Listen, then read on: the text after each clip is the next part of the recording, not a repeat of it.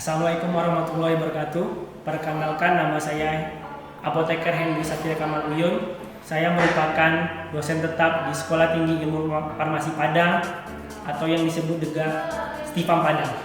Baik, saya akan menjelaskan tentang mata kuliah yang akan saya ampu, yaitu adalah fitokimia. Fitokimia adalah mata kuliah yang sesuai dengan bidang saya, yaitu biologi farmasi. Mata kuliah, deskripsi singkat mata kuliah ini. Mata kuliah ini memberikan gambaran tentang pemanfaatan ilmu kimia bahan alam serta senyawa-senyawa yang dihasilkan oleh tumbuhan, metode ekstraksi serta analisisnya. Mata kuliah fitokimia ditujukan untuk mahasiswa semester final dengan kode mata kuliah SFBF 603 dengan bobot 2 SKS. Mata kuliah ini terdiri dari 4 CPMK. CPMK yang pertama adalah mahasiswa mampu menjelaskan ruang lingkup ilmu kimia bahan alam. Mahasiswa mampu menjelaskan metabolit sekunder yang dihasilkan oleh tumbuhan. CPMK ketiga, mahasiswa mampu menjelaskan jalur biosintesis metabolit sekunder. CPMK keempat, mahasiswa mampu menjelaskan metode analisis metabolit sekunder. Mata kuliah ini terdiri dari 16 kali pertemuan dengan rincian 14 kali pertemuan tatap muka dan 2 kali ujian. Rincian ujiannya adalah ujian UTS dan ujian UAS. Untuk proporsi penilaian mata kuliah ini terdiri dari beberapa aspek. Yang pertama adalah tugas makalah, tugas kelompok, kuis, ujian tengah semester dan ujian akhir semester. Bobot dari penilaian adalah tugas makalah sebanyak 22%, tugas kelompok 20%, kuis 28%, ujian tengah semester 15%, ujian akhir semester 15%. Baik, saya akan tampilkan video pengajaran saya tentang kuliah fitokimia. Pertemuan pertama tentang ruang lingkup kimia bahan alam dan pendahuluan. Mari saksikan.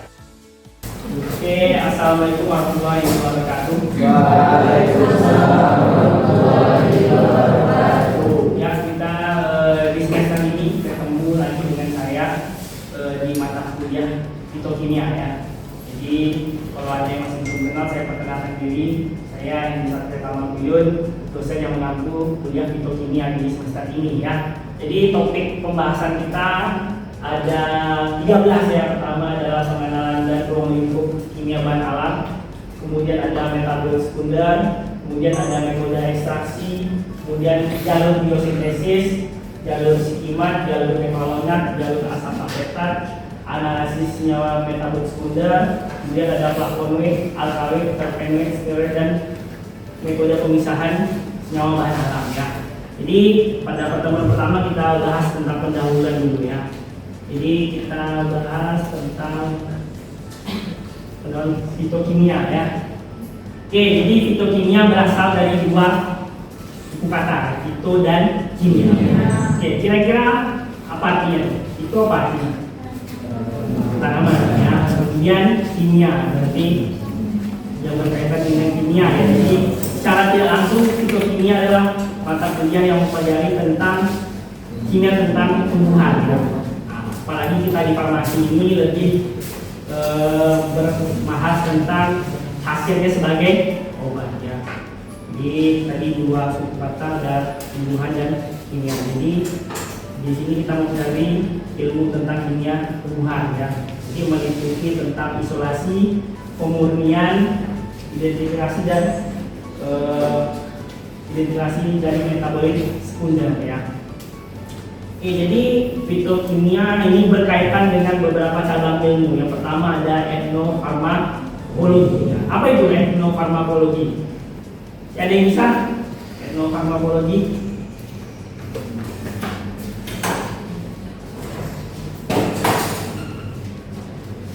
Rivaldo gimana? Rivaldo?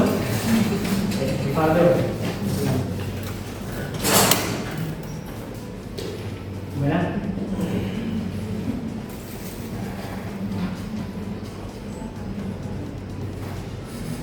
Ada yang lain bisa menyampaikan apa itu etnofarmakologi? Jadi etnofarmakologi adalah ilmu yang berkaitan antara tumbuhan dengan yang digunakan sebagai obat. Kemudian ada kimia medisina ya, kimia medisina.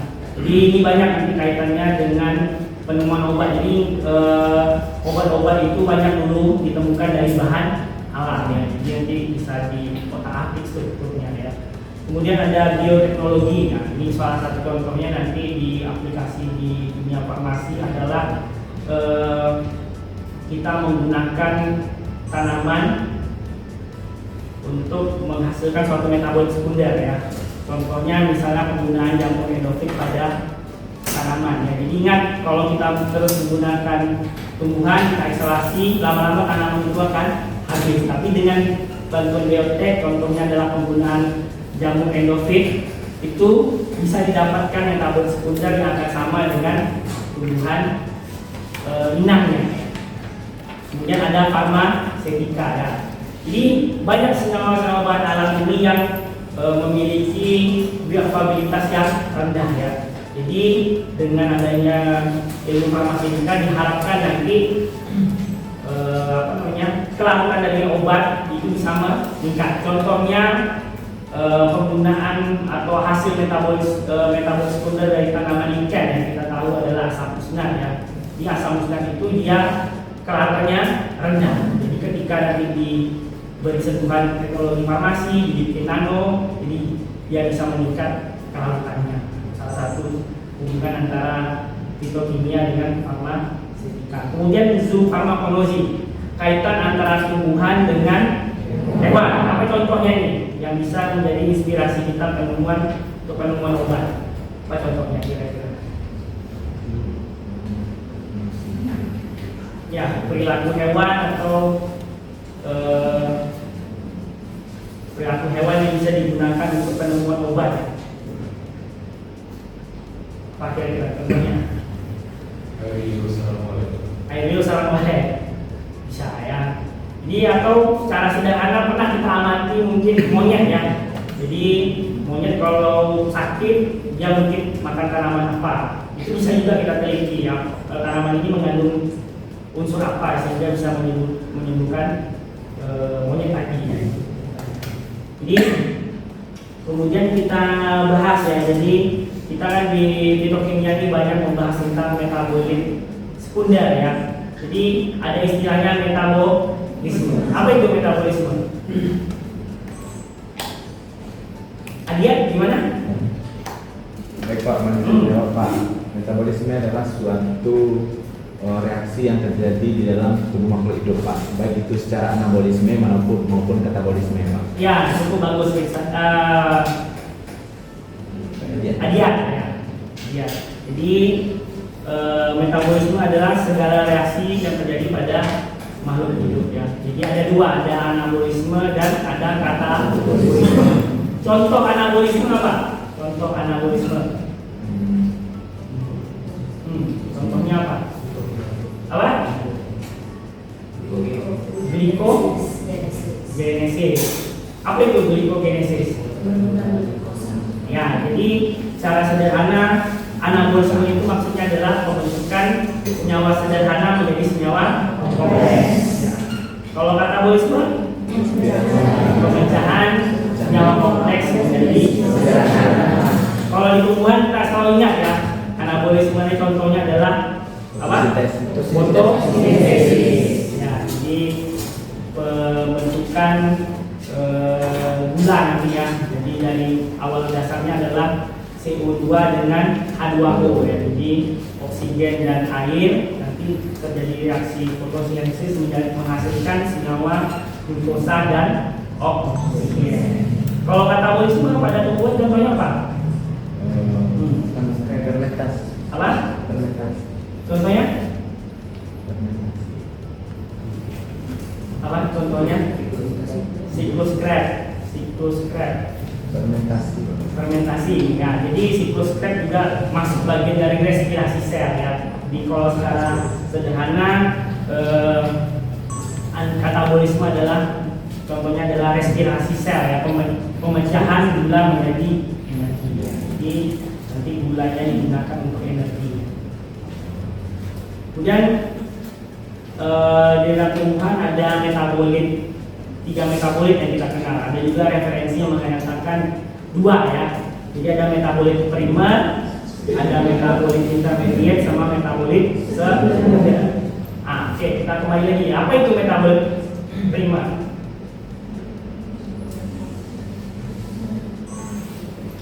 Metabolit primer.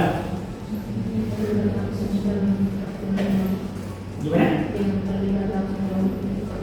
Ya, jadi metabolit primer dia yang terlibat langsung pada tumbuhan, atau dia sangat berkaitan erat dengan tumbuh kembang dari tumbuhan ya.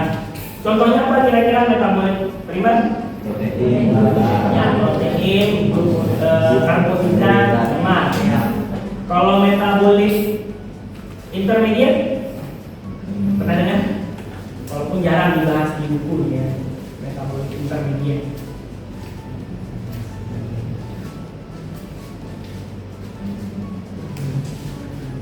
Metabolit yang perlu perantara untuk metabolisme utamanya.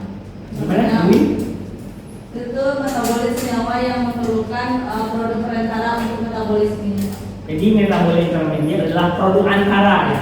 Jadi kalau kita ingin produk akhirnya adalah metabolit sekunder ya, dari metabolit primer, jadi metabolit intermediate ini adalah produk sementaranya ya. Kemudian ada metabolit sekunder ya. Ini hasil samping dari metabolit primer ya. Jadi metabolit sekunder ini dia bukan esensial ya, tidak sama dengan metabolit primer, dia adalah merupakan hasil samping ya. Dia produk untuk perlindungan diri pada tumbuhan. Kira-kira kebanyakan metabolit sekunder itu hanya terdapat pada tumbuhan umumnya. Kenapa kira-kira hanya pada tumbuhan banyak dihasilkan metabolit sekunder, sedangkan hewan hampir tidak ada, jarang. Kenapa kira-kira? Karena tumbuhan itu dia tidak bisa bergerak dengan perlindungan. Jadi bagian utamanya itu contohnya kayak kita di tanaman tertentu itu bisa perlindungan dari anak-anak seperti dan sama. Ya, benar sekali ya. Jadi karena metabolit tumbuhan ini tidak seperti makhluk hidup hewan dan tumbuhan, hewan dan manusia ya. Jadi karena dia tidak bisa bergerak, metabolit sekunder ini digunakan untuk perlindungan diri. Jadi juga ada metabolit sekunder ini yang digunakan untuk menarik serangga ya. Nah, ini secara sederhana beda metabolit primer sama metabolit sekunder. Yang pertama, kalau persamaannya dari nomor potensial ya, tidak mempengaruhi tumbuh kembang dari makhluk hidup. Kemudian yang ketiga, metabolit primer itu dia diproduksi di semua tumbuhan ya. Jadi kalau metabolit sekunder dia tidak semua tumbuhan ada. Mungkin tumbuhan tertentu dia punya alkaloid saja, atau fenolit saja, atau flavonoid saja ya.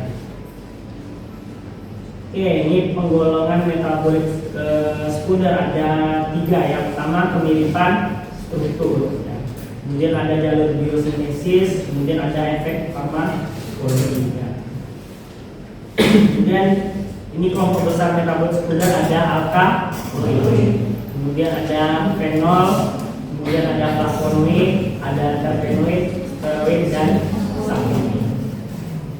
Ini contohnya kalau untuk alkaloid itu ada contohnya adalah morfin ya, dari tanaman apa? Papaver somniferum. Kemudian kokain dari Erixonium coca ya. Kemudian juga ada fenol. Fenol contohnya metil salisilat, ini untuk bikin balsam ya. Kemudian ada ini untuk aktivitasnya untuk memutihkan kulit ya. Kemudian ada terpenoid, nah, ini contohnya likopen pada tanaman tomat ya. Kemudian ada beta karoten dari apa? Wortel. Kemudian ada flavonoid, ini contohnya katekin dari gamete ya. Kemudian ada steroid, ini ada pada rambut jagung, stigmasterol. Oke, peran tumbuhan dalam penemuan obat. Yang pertama sebagai sumber molekul obat ya. Jadi contohnya ada kinin dan morfin ya. Jadi kalau kinin kita dapatnya dari mana? Dari mana? Cinnamon. Cina ya. Cina. Jadi yang diambil adalah kulit batang Cina ya. Sinfona suciruga ya. Kemudian juga yang di bawah itu adalah morfin ya. Morfin dari getah tanaman papaver somni ya. Jadi kalau kinin dia untuk apa? Obat apa? Antimalaria. Ya, kalau morfin Analgesik. ya analgesik. Analgesik ya, penghilang nyeri ya. Jadi bisa digunakan untuk orang operasi ya.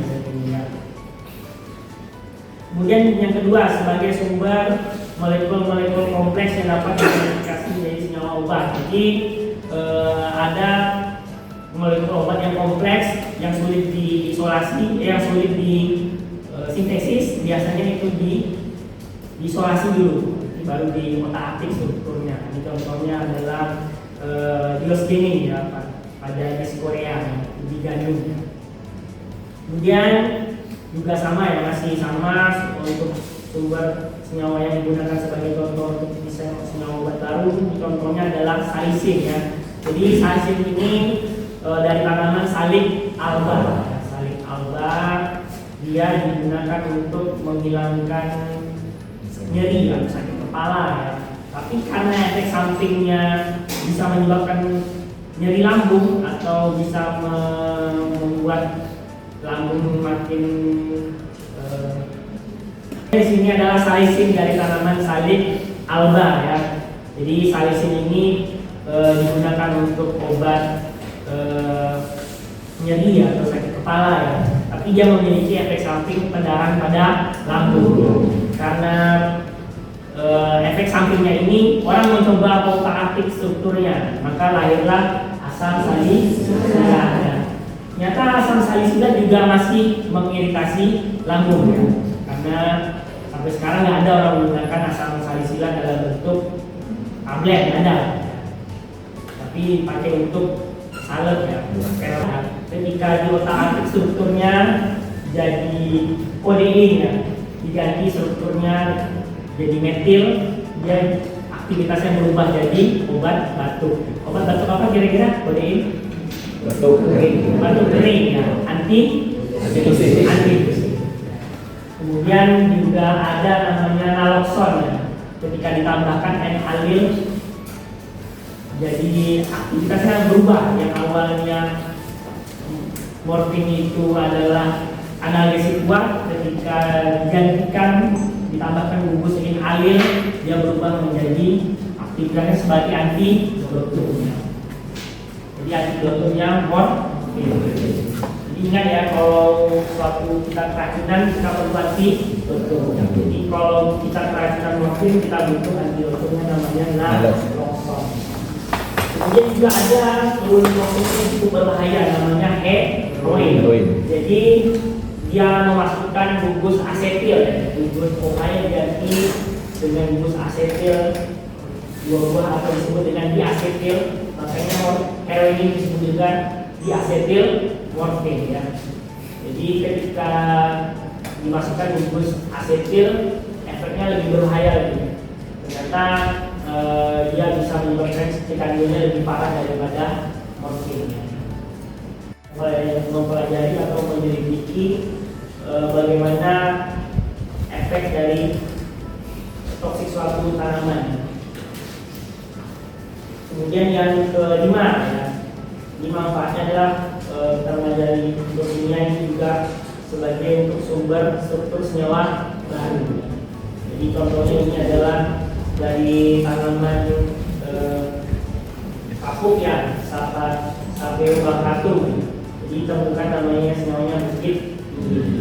Jadi kalau seandainya kita bisa menemukan senyawa baru, kita bisa memberi namanya sesuai nomenklatur.